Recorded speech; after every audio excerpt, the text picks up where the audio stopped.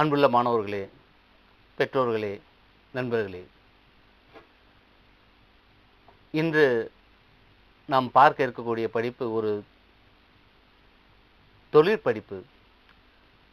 பெரும்பாலான மாணவர்களினுடைய மனதிலே, பெற்றோர்களுடைய மனதிலே இருக்கக்கூடிய முதன்மையான படிப்புகளில் ஒன்று. எந்த மாதிரியான படிப்பு அப்படின்னா, மருத்துவம் சார்ந்த படிப்பு, மருத்துவ தொழில் படிப்பு.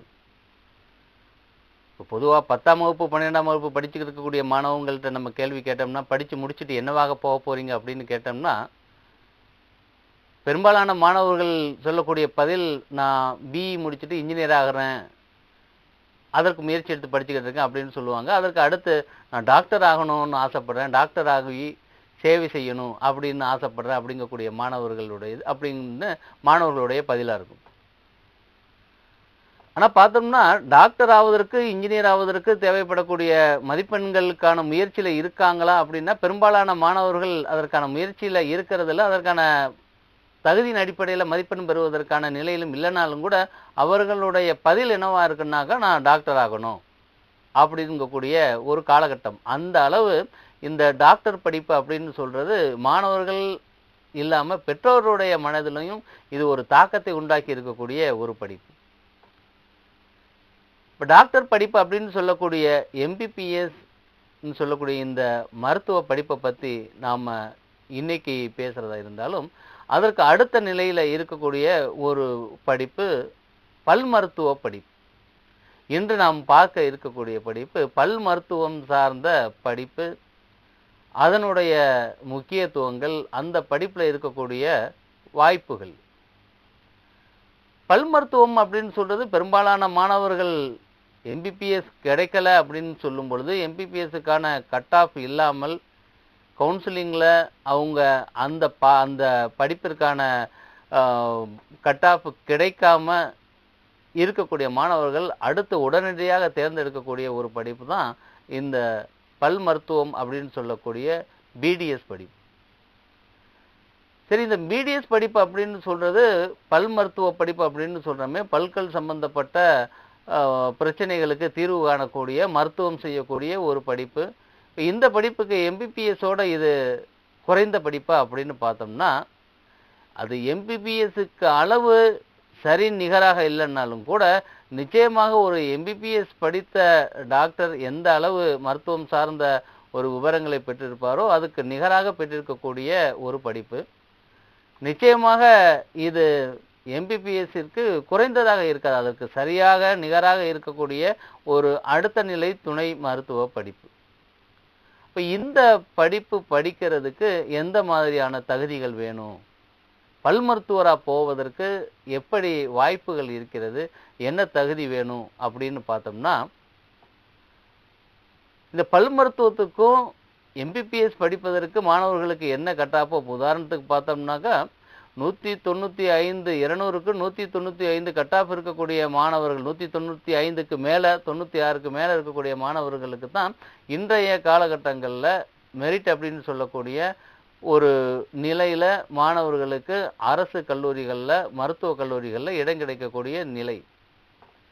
அதற்கு பிறகு சுயநிதி கல்லூரிகளில் மாணவர்கள் இந்த அரசு ஒதுக்கக்கூடிய இடங்களில் எம்பிபிஎஸ் கிடைக்கணும் அப்படின்னாக்கா ஒரு உத்தேசமாக 194 நிலைக்குள்ளே இருந்தால் தான், கட்டாப் மதிப்பெண்கள் 193 194க்குள்ளே இருந்தால் தான் அவங்களுக்கு இந்த மாதிரியான மருத்துவத்தில் எம்பிபிஎஸ் படிக்கக்கூடிய ஒரு வாய்ப்பு கிடைக்குது. அப்போ அதற்கு குறைந்த மதிப்பெண்கள் பெற்றிருக்கக்கூடிய மாணவர்கள், உதாரணத்துக்கு 192க்கு கீழே 190 185 மதிப்பெண்கள் பெற்றிருக்கக்கூடிய மாணவர்கள் அடுத்த ஆப்ஷனாக உடனடியாக தேர்ந்தெடுக்கக்கூடிய அடுத்த மருத்துவ படிப்பு பல் மருத்துவ படிப்பு அப்படின்னு இருக்கு. சரி, இந்த படிப்பில் வாய்ப்புகள் இருக்கா, இந்த படிப்பு முடித்ததுக்கு பிறகு எந்த மாதிரியான வாய்ப்புகள் இருக்குது அப்படின்னு நாம் இப்போ பார்க்குறோம். ஆக இந்த படிப்பு படித்தாலும், அடுத்த எம்பிபிஎஸ்ல அடுத்த நிலையில் இருந்தாலும், இதுவும் குறைந்தது 187 188க்கு உள்ளே இருந்தால்தான் சுயநிதி கல்லூரிகளில் இருக்கக்கூடிய அரசு ஒதுக்கீட்டிலையாவது நம்ம இந்த பல் மருத்துவக் கல்லூரியில் இந்த படிப்புக்கான இடத்தை பிடிக்க முடியும். இப்போ இதில் இருக்கக்கூடிய மற்றொரு குறைபாடு எப்படின்னா, எம்பிபிஎஸ் படிப்பதற்கான கல்லூரிகள், அரசு கல்லூரிகள் அதிகமாக இருக்கு. 17, 18 கல்லூரிகளுக்கு மேலே இருக்கு. இன்னும் 2 கல்லூரிகள் அடுத்த வருடங்கள் வருவதற்கான வாய்ப்புகள் இருக்கு. ஆனால் பல் மருத்துவக் கல்லூரி எடுத்துட்டோம்னாக்கா தமிழகத்தில் ஒரே ஒரு அரசு கல்லூரி தான் இருக்கு. அந்த ஒரு அரசு கல்லூரியில் இருக்கக்கூடிய சீட்டு 85 சீட்டு தான். அந்த 85 சீட்டுக்குள்ள எம்பிபிஎஸ்ல கிடைக்காத மாணவர்கள் அடுத்து போட்டி போட்டு அடுத்த நிலையில் இருக்கக்கூடிய மாணவர்கள் அந்த இடத்துக்கு வர்றாங்க. ஆனால் அதற்கு பின்னாடி இருக்கக்கூடிய மாணவர்கள் எல்லாம் அவங்க சுயநிதி கல்லூரிகளில் அரசு ஒதுக்கக்கூடிய இடங்களில் சேருவதற்கான வாய்ப்புகள் தான் இருக்குது. அப்படி இருந்தாலும் அவர்களுடைய கட்டா மதிப்பெண்கள் 185ற்கு மேலே இருந்தால்தான் அல்லது 180க்கு மேலே இருந்தால்தான் மாணவர்களுக்கு அந்த சுயநிதி கல்லூரிகளையும் அரசு ஒதுக்கீட்டில் இடம் கிடைப்பதற்கான வாய்ப்புகள் இருக்குது. ஆக இந்த படிப்பு படிக்கிறதுக்கு அதிக முயற்சியோடு அதிக மதிப்பெண்கள் பெற்று இந்த கலந்தாய்வு மூலமாக கிடைக்கணும் அப்படின்னு சொன்னோம். சரி, கிடைச்சதுக்கு பிறகு இந்த படிப்பு படித்தா எந்த மாதிரியான வாய்ப்புகள் இருக்குது அப்படின்னு பார்க்கும் பொழுது இப்போ இருக்கக்கூடிய சூழலில் பல் மருத்துவம் அப்படின்னு சொல்கிறது மிக வேகமாக வளர்ந்து வரக்கூடிய ஒரு துறை. பல் மருத்துவம் சார்ந்த விழிப்புணர்வு ரொம்ப வேகமாக வந்துட்டது. இன்னும் சொல்லப்போனால் இப்போ இந்தியாவில் இருக்கக்கூடிய நிலை மிக வளர்ச்சி அப்படின்னு சொல்கிறோம் பல் மருத்துவத்தில். ஆனால் வெளிநாடுகளில், வளர்ந்த நாடுகளில் இந்த பொது மருத்துவத்துக்கு நிகராக, பொது மருத்துவத்திற்கு மேலாக கூட பல் மருத்துவம் ரொம்ப வேகமாக வளருதுன்னு சொல்கிறாங்க. ஏன்னு கேட்டேன்னா பல் மருத்துவம் அப்படின்னு சொல்லக்கூடியது எல்லா மருத்துவத்தும், பொது மருத்துவம் சம்மந்தப்பட்ட எல்லா மருத்துவத்துக்கும் அடிப்படையாக இருக்கக்கூடியது இந்த பல் சார்ந்த நோய்களும் பல் சார்ந்த விவரங்கள் தான் அப்படின்னு சொல்கிறாங்க.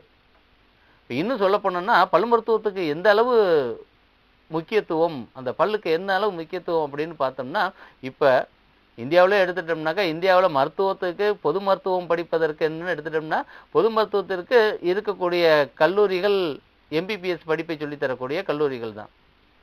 உடலில் பல்வேறு அவயங்கள் இருந்தாலும் கண் இருந்தாலும் சரி அது எம்பிபிஎஸ் படிச்சுட்டு தான் மேல் கண் சார்ந்த அந்த ஸ்பெஷல் படிப்பு படிக்க முடியும். அதே மாதிரி இருதயமாக இருந்தாலும் சரி, தோல் சம்பந்தப்பட்ட படிப்பாக இருந்தாலும் சரி, அல்லது போன் சம்பந்தப்பட்ட படிப்பாக இருந்தாலும் சரி, எல்லா படிப்புகளும் எல்லா உறுப்புகளுக்கும் பொது மருத்துவம் படித்து முடிச்சுட்டு தான் அதற்கு மேலே துணை படிப்பாக அல்லது அதற்கு மேலே சிறப்பு படிப்பாக படிக்க முடியும்கான வாய்ப்புகள் இருக்குது.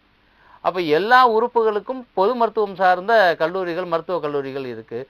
ஆனால் பல்லுக்கு மாத்திரம்தான் தனியாக பிரத்யோகமாக 5 வருடம் சொல்லித்தரக்கூடிய 4.5 வருடம் 5 வருடம் சொல்லித்தரக்கூடிய ஒரு கல்லூரிகள் இருக்குன்னாக்கா அது மனித உறுப்பில் இருக்கக்கூடிய பல்லுக்கு மாத்திரம்தான்.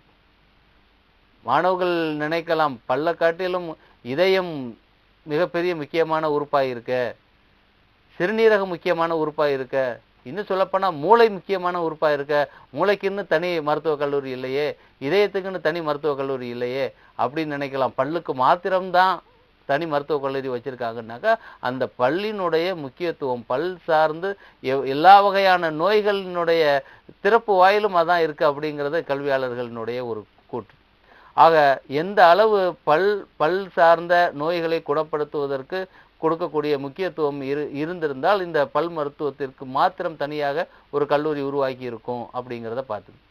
அது நம்ம நாட்டில் மாத்திரம் கிடையாது, உலக நாடுகள் எல்லாத்துக்குமே தனி வகையான மருத்துவங்களில் இந்த பல்வேறு வகையான உறுப்புகள் இருந்தாலும் அந்தந்த உறுப்புகளுக்குன்னு தனித்தனியாக மருத்துவ கல்லூரிகள் இல்லாமல் பல்லுக்கு மாத்திரம் இந்தியா தவிர இந்தியா உட்பட எல்லா நாடுகள்லையும் இந்த மாதிரியான கல்லூரிகள் இருக்கு. ஆக பல் மருத்துவத்தினுடைய முக்கியத்துவத்தை தெரிஞ்சுக்கணுங்கிறதுக்காக இந்த ஒரு நிகழ்வை நான் உங்களுக்கு சொல்லியிருக்கேன். ஆக வெளிநாடுகளில் மிக வேகமாக ஒரு 10 வருடத்திற்கு முன்பு அபரிமிதமான வளர்ச்சியோடு இருந்த இந்த துறை இப்போ இந்தியாவிலையும் குறிப்பாக தமிழ்நாட்டிலையும் இந்த பல் மருத்துவம் சார்ந்த விழிப்புணர்வு ரொம்ப அதிகமாக இருக்கிறதுனால இந்த படிப்பு படிக்கிறதுக்கு இப்போ கொஞ்சம் போட்டி அதிகமாக வந்துக்கிட்டு இருக்கு. பல் மருத்துவம் படிப்பதற்கென்று போட்டிகள் அதிகமாக இருக்குது. அதே நேரத்தில் பல் மருத்துவ கல்லூரிகளும் இப்போ தமிழ்நாட்டில் கிட்டத்தட்ட ஒரு அரசு கல்லூரி அப்படிங்கிறது போக தனியார் கல்லூரிகள் அப்படின்னு சொல்கிறது கிட்டத்தட்ட 27, 28 கல்லூரி வந்துட்டது. இந்த கல்லூரிகளில் ஏற்கனவே சொன்னது மாதிரி மாணவர்கள் கவுன்சிலிங் முறையில் அவர்கள் தேர்ந்தெடுக்கப்படுறாங்க. அப்படி தேர்ந்தெடுக்கப்பட்டதுக்கு பிறகு எந்த மாதிரியான படிப்புகள், பல் மருத்துவத்தில் பல் சார்ந்த படிப்புகள் மாத்திரம்தான் இருக்கா அப்படின்னாக்கா ஒரு காலத்தில் அந்த படிப்பில் ஒரு குறுகிய நிலை இருந்தது போக இப்போ இந்த துறையினுடைய வளர்ச்சியினால் பல்வேறு வகையான படிப்புகளை சொல்லித்தர ஆரம்பிச்சிட்டாங்க. பிடிஎஸ் அப்படின்னு சொல்லக்கூடிய படிப்பு முடித்ததுக்கு பிறகு பட்ட மேற்படிப்பாக மேலே போகும்பொழுது எம்டிஎஸ் அப்படிங்கக்கூடிய நிலை போகும்பொழுது பல்வேறு வகையான படிப்புகள், பல்வேறு வகையான புது புது வகையான படிப்புகள் அந்த பல் மருத்துவம் சார்ந்த படிப்பாகவே உண்டாயிட்டது. உதாரணத்துக்கு பார்த்தோம்னாக்கா பொதுவாக அந்த பல் மருத்துவக் கல்லூரியில் பிடிஎஸ் படிக்கக்கூடிய மாணவர்களுக்கு எந்த மாதிரியான படிப்புகளை சொல்லித்தராங்க அப்படின்னு பார்த்தோம்னாக்கா, அதில் இருக்கக்கூடிய படிப்புகள் விவரங்கள் எண்டோடான்டிக்ஸ் அப்படின்னு சொல்லக்கூடிய ஒரு சப்ஜெக்ட். எண்டோடான்டிக்ஸ் அப்படின்னு சொல்லணும்னாக்கா இந்த பல்லினுடைய உயிர் நாடியே கீழே இருக்கக்கூடிய பல்ப் அப்படின்னு தான் சொல்லுவோம். அது சம்பந்தப்பட்ட விவரங்கள், அந்த அந்த உறுப்பினுடைய அமைப்புகள், அது எப்படி பாதிக்கப்படும், பாதிக்கப்பட்டால் எப்படி நிவர்த்தி செய்யலாம் அப்படின்னு சொல்லக்கூடிய ஒரு சப்ஜெக்ட். அடுத்து இருக்கக்கூடிய subject oral medicine and radiology x-ray அப்படிங்கக்கூடிய படிப்பு. Oral medicine and radiology x-ray அப்படின்னாக்கா வாய் மூலமாக பல்லில் இருக்கக்கூடிய நுண்ணுயிரிகள் மூலமாக உருவாகக்கூடிய அந்த அந்த கிருமிகளினுடைய தாக்கத்தை தடுப்பதற்கான வழிமுறைகள், அது எக்ஸ்ரே கதிர்கள் மூலமாக அல்ல மற்ற மருத்துவ முறைகள் மூலமாக அந்த பல்களில் உண்டாகக்கூடிய கிருமிகள் சார்ந்த நோய்களை தடுப்பதற்கான ஒரு விவரங்கள் அடங்கிய படிப்புகள். அதுக்கு பிறகு ஓரல் சர்ஜரி அப்படின்னு சொல்லக்கூடிய வாய் சம்பந்தப்பட்ட அறுவை சிகிச்சை படிப்பும் இந்த டிவிஷனில் சொல்லித்தராங்க. அதே மாதிரி ஓர்த்தோடான்டிக்ஸ் சொல்லக்கூடிய படிப்பு அந்த ஒரு பிரிவு அதில் இருக்குது. அதில் பல் அறுவை முகம் சார்ந்த அறுவை சிகிச்சை சீரமைப்பு சம்மந்தப்பட்ட படிப்பு. முகத்தில் இருக்கக்கூடிய அந்த முக அமைப்பு ஒழுங்கின்மையை சரி செய்வதற்கான ஒரு டெக்னாலஜியின் அடிப்படையில் இந்த வகையான டிவிஷன்கள் இப்போ அதிகமாக வளர ஆரம்பிச்சிட்டது. அடுத்து பீரியோடான்டிக்ஸ் அப்படின்னு சொல்லக்கூடிய பல்ல சுற்றி இருக்கக்கூடிய திசுக்களினுடைய அமைப்புகளையும் அதனுடைய செயல்பாடுகளையும் அதை சரி செய்வதற்கு அதில் உண்டாகக்கூடிய பிரச்சனைகளை சரி செய்வதற்கான ஒரு படிப்புகள். அதே போல் ப்ராஸ்டோடான்டிக்ஸ் அப்படின்னு சொல்லக்கூடிய செயற்கை பல் வைப்பதற்கு, செயற்கை பல் வைப்பதற்கான தாக்கங்கள் அதிகமாயிட்டது. அப்போ இந்த மாதிரி இப்போ டயபெட்டிக்ஸ் அப்படிங்கக்கூடிய ஒரு நோய் இருக்குது பார்த்தீங்கன்னாக்கா இப்போ ஒரு உலக அளவில் மக்களிட ஒரு சாதாரண நோய் மாதிரி வளர ஆரம்பிச்சிட்டது. அப்போ இந்த நோய் பாதிக்கக்கூடிய பல்வேறு வகையான உறுப்புகளில் இந்த பல் ஒன்றா இருக்கிறதுனால இந்த பல்லினுடைய பலம் இழந்தவர்களோ அல்ல பல் விழுந்தவர்களோ இந்த செயற்கை பல் வைக்கக்கூடிய காலகட்டத்தில் இந்த செயற்கை பல் சார்ந்த டெக்னாலஜி ரொம்ப வேகமாக வளர ஆரம்பிச்சிட்டது. ஆக இதே மாதிரி ப்ராஸ்டோடான்டிக்ஸ் அப்படின்னு சொல்லக்கூடிய செயற்கை பல் சம்பந்தப்பட்ட படிப்பு, அதே போல் வீடியோடான்டிக்ஸ்ன்னு சொல்லக்கூடிய குழந்தைகள் படிப்பு, குழந்தை பல் சம்பந்தப்பட்ட படிப்பு. ஆக இந்த மாதிரி படிப்புகளில் இந்த பல் சார்ந்த படிப்புகளில் பல்வேறு வகையான நிலைகள் இருக்கிறதுனால இந்த படிப்பு முடித்ததற்கு பிறகு இந்த துணை பிரிவுகளில் பட்ட மேற்படிப்பு படிக்கும் பொழுது அதிகமான இந்த துறையில் ஏதாவது ஒரு துறையில் எக்ஸ்பர்ட் ஆவதற்கு மேற்படிப்புகள் மூலமாக சிறந்தவர்களாக வருவதற்கு வாய்ப்புகள் இருக்கு. ஆக இந்த டென்டல் சயின்ஸ் அப்படின்னு சொல்லக்கூடிய இந்த பல் மருத்துவம் அப்படிங்கிறது மிக வேகமாக வளர்ந்து வரக்கூடிய ஒரு படிப்பு. மாணவர்கள் மருத்துவத்துறையில் விருப்பம் இருக்கக்கூடிய மாணவர்கள், மருத்துவத்துறையில் எம்பிபிஎஸ் கிடைக்காத நிலையில் பெரும்பாலான மாணவர்கள் எம்பிபிஎஸ் மருத்துவக்கான இடம் கிடைக்காத பட்சத்தில் அந்த மாணவர்கள் பொறியியல் துறைக்கு போகக்கூடிய நிலைகள் இருந்தாலும் கூட இந்த பொறியியல் துறையில் அதிகமான போட்டி இருக்கக்கூடிய இன்றைய காலகட்டங்களில் அதிக மதிப்பெண்கள் பெற்ற மாணவர்கள் இந்த பல் மருத்துவத்துறைக்கு உள்ள நுழைந்து பல் மருத்துவம் சார்ந்த படிப்பை படிக்கும் பொழுது நிச்சயமாக அதிகமான வாய்ப்புகள் இருக்குது. ஏன்னா இந்த துறையில் அதிகமான மாணவர்கள், இந்தியாவில் அதிகமானவர்கள் தேவைப்படுறாங்க. இப்போ குறிப்பாக பார்த்தோம்னாக்கா இந்தியாவில் கிட்டத்தட்ட 3000 பேருக்கு ஒரு பல் மருத்துவர் தான் இருக்கிறதா அப்படின்னு சொல்கிறாங்க. ஆக அதிகமான பல் மருத்துவர்கள் எதிர்காலத்தில் அதிகம் தேவைப்படுற காரணத்தினால வேலை வாய்ப்புகள் அப்படின்னு சொல்கிறது மிக எளிதாக இருக்கும். வேலை வாய்ப்புகள் கிடைக்கிறதுங்கிறது ஒரு கஷ்டமான சூழல் பிற்காலத்தில் வருவதற்கான வாய்ப்புகள் இல்லை. காரணம், எல்லா மருத்துவமனைகள்லையும் கட்டாயமாக பல் மருத்துவரும் இருக்க வேண்டிய ஒரு கால சூழல் வந்துட்டதுனால இங்கே அரசு வேலை அப்படிங்கக்கூடிய வாய்ப்புகள் இருந்தாலும் அதற்கு சூழல் இல்லாத ஒரு சில மாணவர்கள் கூட தனியாக இந்த மாதிரியான கிளினிக்குகள் வைத்துக்கொண்டு மாணவர்கள் சுயமாக தொழில் தொடங்குவதற்கும் அதிக வாய்ப்புகளை தரக்கூடிய ஒரு படிப்பு. குறைந்த நேர காலங்களிலே தன்னுடைய தொழில்களை உருவாக்கி கொள்ளக்கூடிய ஒரு கால சூழல் இருக்கக்கூடிய படிப்பு. அந்த மாதிரியான இந்த பல் மருத்துவம் சார்ந்த படிப்பை மாணவர்கள் தேர்ந்தெடுத்து படிக்கலாம். ஆக மாணவர்கள் மருத்துவத்துறைக்குள் சென்று இது மாதிரியான படிப்புகளிலே உருவாகி இருக்கக்கூடிய பல்வேறு வகையான புதிய துறைகளுக்குள் அந்த துறைகள் சார்ந்த தொழில்நுட்பத்தின் அடிப்படையில் அந்த துறைகளை பெரிய நிலையில் உருவாக்கும் பொழுது அந்த துறையும் வளரும், நம் நாடு மலரும். அதன் அடிப்படையிலே இந்த நாடு உலக அளவிலே சிறந்த நாடாக தலை நிமிர்ந்து நிற்கும். ஆக அதிகம் நிபுணர்கள் தேவைப்படக்கூடிய துறைகளிலே மாணவர்கள் கவனம் செலுத்தும் பொழுது நிச்சயமாக வளருவதற்கான வாய்ப்புகள் அதிகம் இருக்கிறது.